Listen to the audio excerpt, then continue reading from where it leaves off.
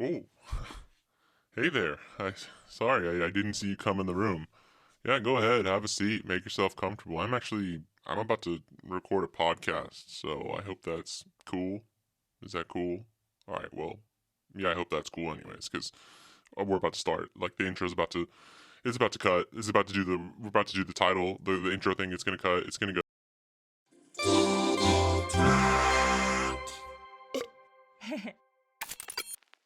Hey, what's up, everybody? How you doing? How you doing? Come on in, have a seat. Hey. How's it going? Welcome, all you doodles and doodlers, you schemers and dreamers out there. Hope you're doing well. I'm doing pretty well. This is Doodle Talk, episode 5. So we've been doing it for over a month now, and it feels good. I'm not gonna lie. I'm enjoying making these, and they can be difficult and hard to do, and it's kind of weird sitting here talking to yourself, but I am actually having a good time. So I hope if you're listening, I hope you're having a good time as well. So just jumping into things here, keeping up with me, kind of what's been going on. Not much is what's been going on with me. I mean, besides the usual kind of stuff going on. Just a few random things that I thought I'd bring up.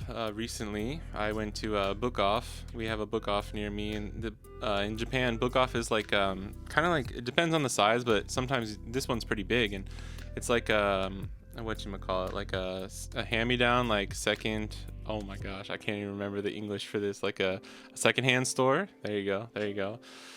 Oh, don't use English enough in these days.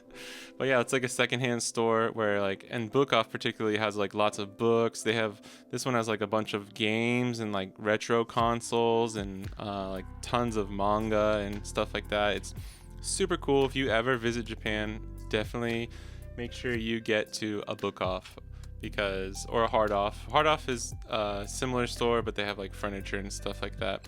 But yeah, so I went there and I got the 3DS version of Animal Crossing New Leaf.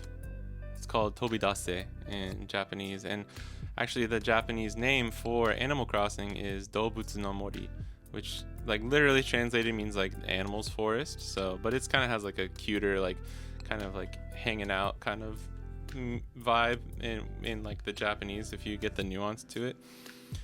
But yeah, I've never played an Animal Crossing game, so this is my first foray into the franchise. I do love the music for Animal Crossing and have always listened to it kind of in the background, especially I got really into the Animal Crossing music when I was studying more for these like Japanese proficiency tests that I was taking, and I had this like playlist on YouTube where it had like the light rain in the background and just Animal Crossing music, and that was awesome. So if you're looking for a good like study, like chill focus kind of background music, which I need all the time in order to like work or study, I definitely recommend that. Yeah, it's gonna be fun. I'm excited to try it out. That'll be cool. And then yeah, so one other thing is I made a reel on my Instagram and put it up as a YouTube short too for visiting the shrine near us for New Year's. It's called Hatsumode, and it's like the New Year shrine visit, basically. In Japan, you're supposed to go within the first 3 days, is like kind of the main time. We unfortunately couldn't make it until the 4th, but you know, things happen. What are you gonna do? But no, it was really cool, and I had a lot of fun. We filmed some stuff, and I put a little video together. I tried. It is okay. You can film at shrines. I made sure it was okay. This is not like some like whatever, like Logan Paul kind of thing or whatever, so don't worry. I tried to be as like non-intrusive as possible and not get in anyone's way, and only take video of things where I could like, it was like just me kind of there. I mean, obviously you have people in the background in shots and stuff, but yeah, I had a lot of fun. I've been making kind of like some more funny sketch type videos, and it feels great, man, because I used to do a lot more stuff like that. I mean, even back in like middle school, high school, and you know, with friends, making like skateboard videos and stuff like that. We were always just kind of goofing around, making some fun videos. And when I started focusing more on art for like my Instagram, I kind of shied away from that. I got like less personal for some reason. I'm not exactly sure why. and I feel like it would have helped me if I had stayed a little bit more like personable there the whole time. But I think I've kind of come back around to the point where it's like I want to do the art stuff, but I also want to just have fun and like kind of put myself out there a little bit more and make these kinds of videos. So yeah, having a lot of fun doing that. Expect some more. There should be some more up. If you want to check my Instagram or my YouTube at Studio Fudelio, then you'll see some of these shorts and these reels that I'll be putting them up both on Instagram and YouTube at the same time. So yeah, thank you to anyone who watches those. And then the last thing, the last kind of recent thing, and this is super recent because I got a new book that came in today. And this is perfect because this is going to lead into the main topic of what I want to talk about today, which is some of my favorite artists and some of their work that I own. And I'm going to try and keep this episode a little bit shorter. I think recently I've been getting into like between like 50 minutes to an hour for the last couple episodes, and just I mean, if you like the longer form episodes, that's awesome, and I really appreciate it. But it's harder for me to fill that time without kind of rambling, I feel like, or repeating myself too much. And also editing, when I don't do much editing for this video, but it's still like I have to double check things. And when you're dealing with file sizes for a video that's like 50 minutes long, like I don't want to get into the weeds on this. But yeah, I think for the next few episodes I'm going to try and just trim it down a little bit and get better at focusing on a topic and like concisely talking about it for a shorter period of time, and hopefully not repeat myself as much and be able to still make an enjoyable podcast, obviously. But yeah, let's get into it then. So this literally came in the mail today, which is so perfect, and let's let you take a look at that. See, it's like 1,400 yen, I think, so about $10. And this is Nichigetsu 10 Stories, or Nichigetsu Jittan, which is a collection. It's like a collection of stories from 11 different artists, and the person who put them together is Mateusz Urbanowicz, and he is one of my favorite artists of all time. If you don't know who he is, you should definitely check him out. He has like a YouTube, he's on Instagram. I'm not sure exactly what else he's on. That's mostly what I follow him. He has a really nice website, so go check him out. And his wife too, Kana Urbanowicz.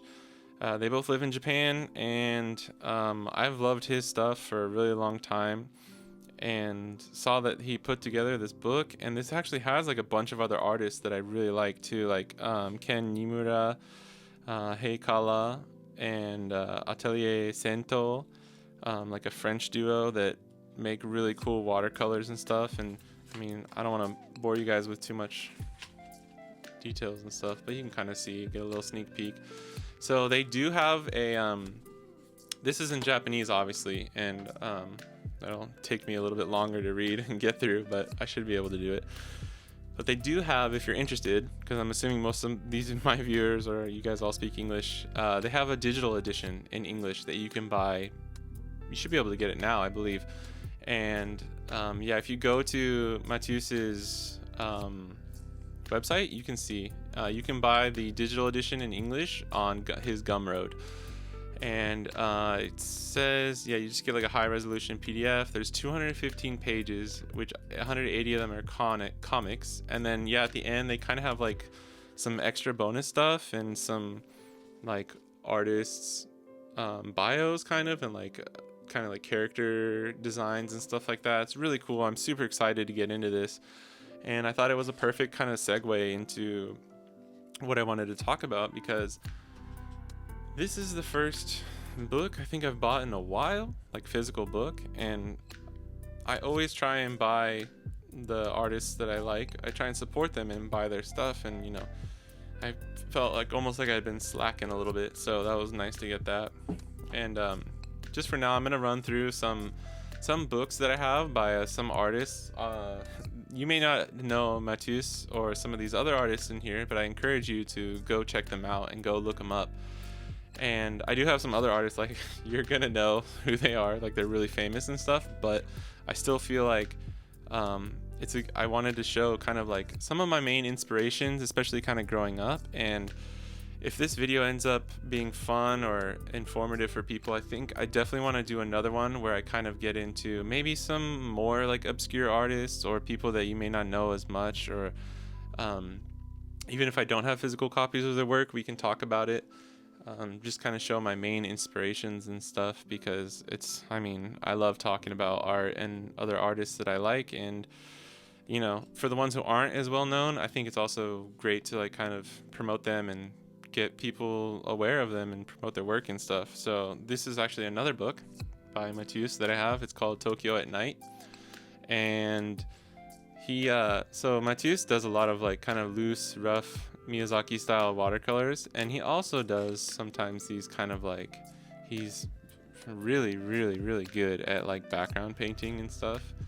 As you can see, hopefully here, kind of, this is all like night scenes around Tokyo, and this is all hand-drawn watercolor. It's actually really crazy because painting like night scenes in watercolor is so difficult. That's actually the main reason I bought this book, was so I could kind of study some of these and like see how the heck he did it. He had some videos like kind of going over his process and stuff too. So if you're interested in stuff like that, definitely check it out. He has some Tokyo storefronts videos where he like went around and found really cool shops and like asked the owner if he could like use it for the book, and like made his own depictions of them and painted them in watercolor and pencil or ink. And they're just super cool, so I can't recommend him enough. And then let's move on. So hopefully you know who this is. I'm gonna be talking about Dragon Ball and Akira Toriyama. So, and this is the book that I want to kind of showcase. I have some of his manga. This is an old English edition that I got. I wanted to get the first volume, but I only found the second. This is from Half Price Books in America. I bought this in Texas like a long time ago, and it's cool because I like having the Japanese, but I also like having the English sometimes, And then this is the final volume of Dragon Ball, before like Dragon Ball Super and stuff started. So it's when Goku and Vegeta are fighting Buu. And this one is in Japanese, and it was pretty fun to like read it in Japanese and kind of like see what the similarities and differences are, just because I like normally always watched Dragon Ball dubbed in English. So I have seen a few movies in Japanese, but yeah, I actually have not seen a lot of Dragon Ball in Japanese. So it was fun to kind of like see the similarities and differences. And then this is a cool little like complete illustration book. We don't need to spend too much time on Dragon Ball Z. But yeah, these are awesome. If you're ever looking for like, if you like Naruto or like Dragon Ball or One Piece, there are tons of these kinds of books, and I own a lot of them too, where like if you're looking for inspiration for characters, and if you want to get like a deeper look at how some of your favorite artists make stuff, buy these kinds of books.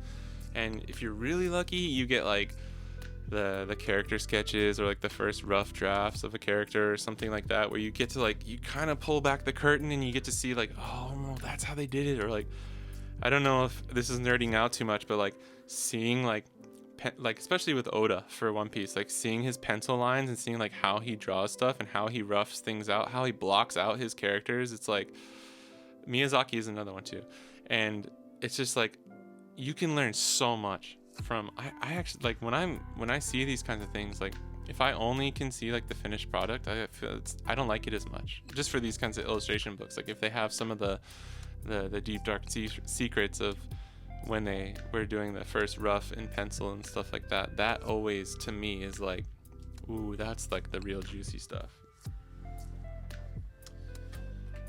And speaking of Miyazaki, next we have Hayao Miyazaki, and he shout out, his birthday was a couple days ago on January 5th, so happy birthday, big guy. Don't know how you're still like almost 80 and making animations and stuff, but yeah. So the reason I wanted to talk about Toriyama is kind of because like when I was like, for Dragon Ball Z first, when I was a kid, I mean, I just grew up watching Dragon Ball Z on like Toonami and Cartoon Network all day, every day. And that, along with like Inuyasha and Yu Yu Hakusho, were like kind of the main like shonen shows that I saw. That like I was, when I was in elementary school, I would just like draw Goku all day long, and he was a huge inspiration for me. And I think those kind of shows were a huge inspiration. And then I stopped drawing for a while, and then like, and when I was in college, I got really into all the Studio Ghibli films. And this is actually, so my favorite film of all time, actually, spoiler alert, is The Wind Rises from Studio Ghibli, from Miyazaki. And yeah, Kaze Tachinu is the Japanese. And this is like a simplified like watercolor version. So if you get something like this is the main reason I bought this, was to study from it too, and like practice doing like cool little watercolor comics. And yeah, I mean, I don't know, I just fell in love with Studio Ghibli. And the other thing too is like, the reason why I'm showing this is there's, for every Studio Ghibli movie, there's the like they have the art books for them and stuff. And not like this is actually kind of just a rare thing that I found. But they have, and those ones are awesome because it has everything. It has like the finished cells from the actual movie, like the full painted versions and stuff, and then it has like the rough sketches. It has like how Miyazaki like came up with it, doing the storyboarding, and you can actually buy the storyboards too. I have the My Neighbor Totoro. My Neighbor Totoro is My Neighbor Totoro. I have the storyboard of that. It's legit. It's just like a small book that has just the storyboard, and it's like, if you're interested in storyboarding or doing anything like that, or like, I'm not interested in doing storyboarding like professionally or anything, but if you want to get better at like coming up with stories, and like how, like if you're interested in directing anything, and that means like directing your own comic, your own show, your own video, animation, anything, that is a great source to study right there. And I can't recommend that enough, because you can just see when you're watching the movie, obviously, yeah, that's good too. You can like break down a shot, see how they did it, but when you can see the actual storyboard and you can like read some of the notes and stuff, and it's just like I said, it's like you're getting a like sneak peek behind the curtain of how these people made these amazing pieces of art. And Studio Ghibli has like an almost unlimited supply of like art books and stuff that you can buy. So the other thing I have is this bad boy. Listen to that. Yeah, that's the sound of like a bajillion pages. And this is the second volume. Yeah. So this is Nazca of the Valley of the Wind, and this is probably my second favorite Studio Ghibli movie. But this manga is so good, and I didn't even know there was a manga for the longest time. I mean, this is so good. This is actually, I believe Miyazaki made this before the movie came out, and this was published in the Japanese comic magazine Animage for a couple years while he was making it. It's split into two. The finished version is split into 2 volumes that are like each this thick, and this is just like, if you like the movie, like the animation, Nazca of the Valley of the Wind, like you need to read this because it's so amazing. And I do have the English version here. I bought this in America. And I mean, I don't know if you're going to be able to really tell here, but it's just so good. Like, I don't know, the story, he goes way deeper in the story. Like where the movie is cool, and I still really like the movie. You can tell why he had to like make some of the choices that he did. Otherwise it would have been like a Lord of the Rings style, like 3-hour, 3-part trilogy kind of movie in order to get all of it. And I mean, that's what's so beautiful about comics and manga, is like, if the story's right, you can make it however long you want, and you can include all the detail, and it's not hard on the readers, because I mean, they can pick it up and set it down whenever they want. And yeah, it's just, I'm glad he made this though, because it's really awesome. And this is, I mean, like, I consider this like my Bible. This is like an artist's Bible here, because I mean, I don't know, he covers so many things in here too. And like, obviously the art style doesn't range too much, but I mean, you can just learn so much from this manga here. Just looking at these pages, I'm just like having flashbacks of reading this, and like I've definitely just opened this up to like a random page and be like, okay, this panel here, I'm gonna like redraw this and study it and see what he did and stuff like that. So yeah, Studio Ghibli, Miyazaki, definitely recommend. All right, and then kind of leading off of that, I tried to make this like almost chronological, kind of based on my early just main inspirations. And around the same time after I got into Studio Ghibli, I actually got into One Piece. And I was a little late to the game, I'm not gonna lie. I mean, I read and watched Naruto like way back in the day, obviously Dragon Ball and all those. I actually never really, I watched Bleach a little bit, I read a little bit of it as well, but I never was huge into Bleach. And then I was never really huge into One Piece either until around my like almost my last year of college, like 2015, 2016, I forget which year. I think it was 2016 actually, the summer. I started reading One Piece, and if you've never read One Piece and you want to, first of all, you should. What are you doing with your life? If you haven't read it, like where are you? Where have you been? But if you've been like scared to read it because it's so long or whatever, like put aside that fear. Just think of it this way: you have over 1,000 chapters of like one of the best stories ever told in all time that you get to enjoy. And the thing that did it for me is if you go look online, they have the digital colored version of the manga. And I can't tell you the site or anything, you'll have to go look it up. But it's so good. So if there was any kind of deterrent as to like, or if you're like, I don't know, I'd rather watch the anime or whatever, I don't recommend the anime. I never watched the anime. I watched the first like season or two with my little sister, and it was cool. I mean, the most recent arc, the Wano arc, has had some amazing animation for it, but that's like 1,000 episodes in, so yeah, don't do that. Read the colored digital manga and you'll thank me later, honestly, because I mean, I'm glad I got to experience it kind of later on in life, and like I wasn't just reading it week to week up until that point, because that's kind of what Naruto was for me. That's kind of what a lot of things that I currently read are like.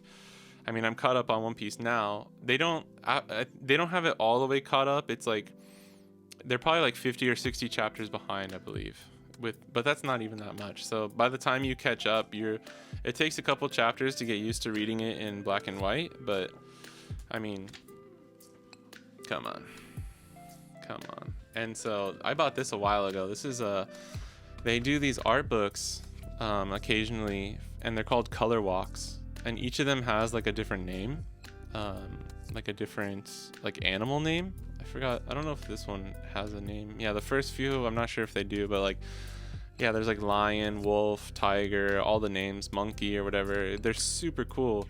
And these just have like mostly the covers from like the volumes, but they also have like colored pages and just random illustrations and stuff like that. And when I found, because like, so finding Miyazaki was like unlocking this kind of like style and storytelling that I didn't know that I needed in my life. And I definitely copied Miyazaki's style a lot when I first started drawing again. But then finding One Piece and Oda, his like loose, fun style of like not keeping it too tight and like, playing with proportions and, I mean, dude, he's kind of like the master of like foreshortening too. Like Luffy is the perfect character because he's like made out of rubber and he can extend. So like the foreshortening possibilities are literally endless with him. But I don't know. It's like when you read One Piece, it's like you're watching somebody, like you just imagine Oda like giggling the whole time while he's making it. And like for me, like I can't tell you how difficult it is to draw something like that and like get that feeling across. It's so hard. And to not be stiff, and also to not be like so loose that you like can't tell what's going on. Like the composition and like the way he draws it is still like top notch and like super duper good, like Toriyama level of like panel composition and like drawing your eye across the page where it needs to go, and like some amazing action scenes, lots of funny stuff. And I don't know, the man's a genius with Copic markers, because he always does these like color illustrations with these alcohol markers, the Copic ones, and they're so good. That was definitely a huge inspiration for me and why I wanted to get those markers. Yeah, here you go.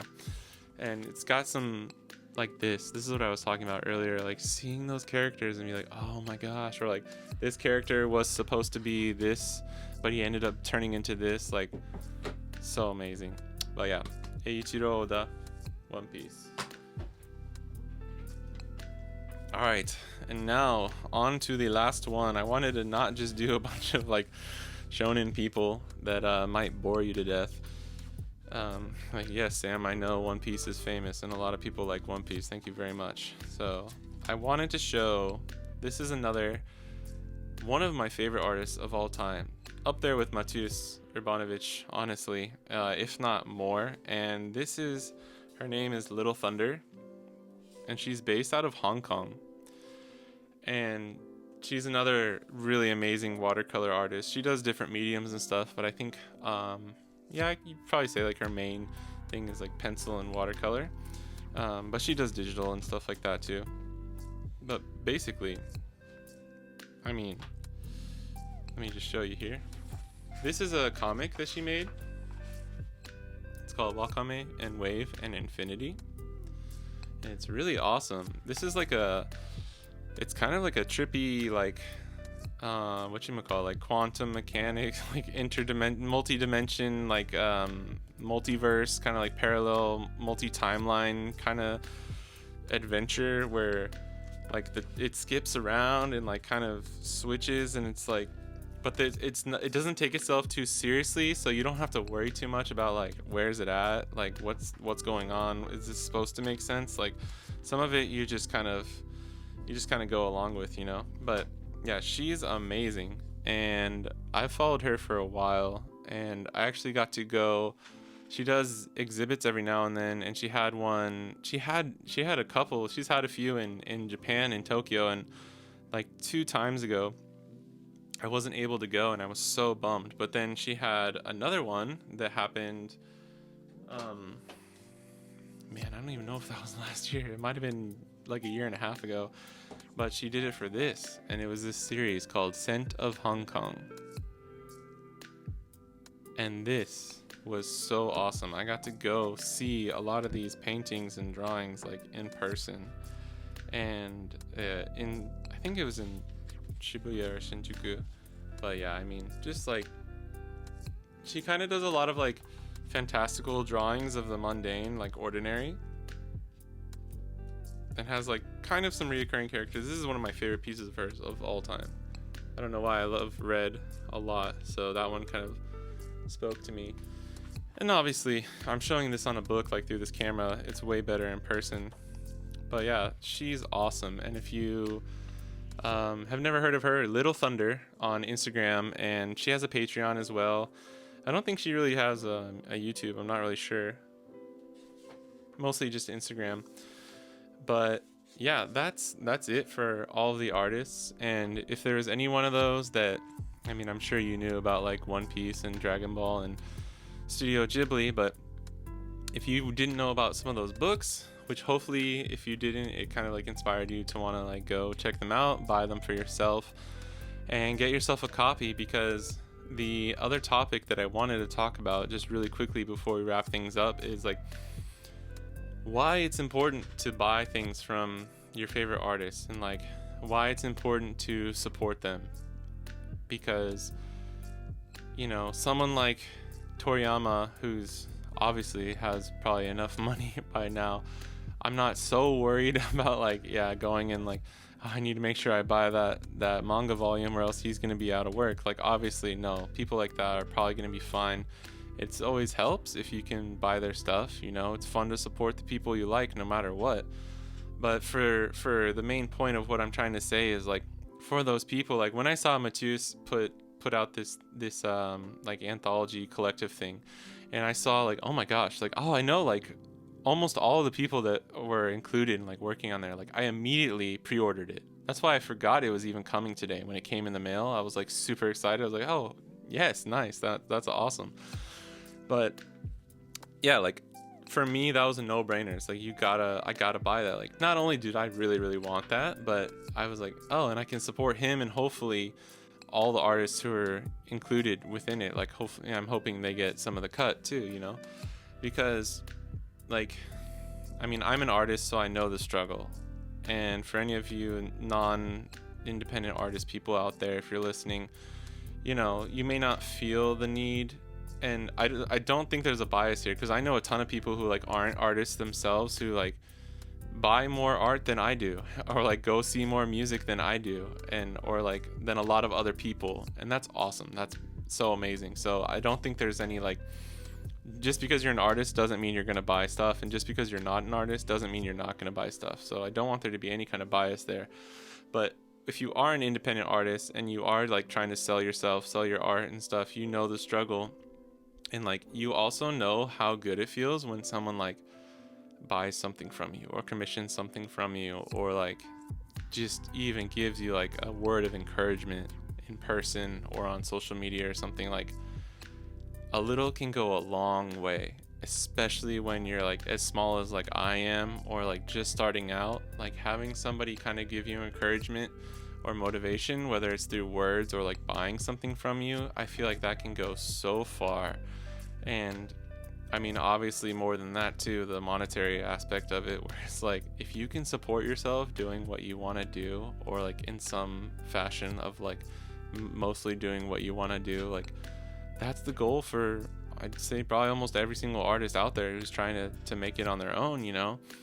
And if you know, obviously do what you can. If you see someone you love as an artist struggling, then like maybe that's the person to go for. If you, and what I mean is like if you're broke, I mean trust me, I've had times where it's like I want to buy this so bad, but I like literally can't. I literally cannot. Or like I want to buy this, but I really need to get this other thing, or I really need to save this for this other thing. Like don't ever feel bad about that, because I've beaten myself up about it.